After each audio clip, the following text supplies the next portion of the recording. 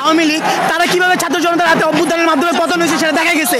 এরকম ঠিকই আমরা সাধারণতভাবে প্রতিবাদ করতেছিলাম, কিন্তু বর্তমানে যে রাজনৈতিক দল চেলাবেলা নেতাগুলো আছে, যেমন ছাত্র দলের নেতারা, ইসলামী আন্দোলনের নেতারা, তারা যেভাবে আমাদের ভাইদের মারছে সেইটা দেখে আমরা কেউ থাকতে পারি নাই। আমরা সবাই এইটার প্রতিবাদ জানাতে আসছি। শুধু ঢাকা সোহরাওয়ার্দী কলেজ এবং কবি নজরুল কলেজের ছাত্র দলরা যেভাবে আমাদের ভাইদের উপর আক্রমণ করছে সেইটার প্রতিবাদ আজকে আমরা জানাচ্ছি এবং নিন্দা জানাচ্ছি সেই সব রাজনৈতিক দলদের যারা এইসবের অনুমতি দিয়েছে। এবং আমি এটা জানতে চাচ্ছি যে সেনাবাহিনী, সরকার, সেনাবাহিনী এবং পুলিশ কিভাবে ডিএমআরসি সেই ছাত্রের পরিবারের যারা মারা গেছে তাদের 10,000 টাকা সাধে। 10,000 টাকা তো ডিএমআরসি 2 মাসের বেতনও না, কিভাবে তারা সাধে? এইটার প্রতিবাদ আজকে আমরা করতেছি। আপনারা দেখতেছেন আমাদের বিভিন্ন 25টা কলেজের মধ্যে একত্রিত হয়েছি। আমরা ইম্পিরিয়াল কলেজ, নটরডেম কলেজ, বিভিন্ন কলেজ আমরা একত্রিত হয়েছি।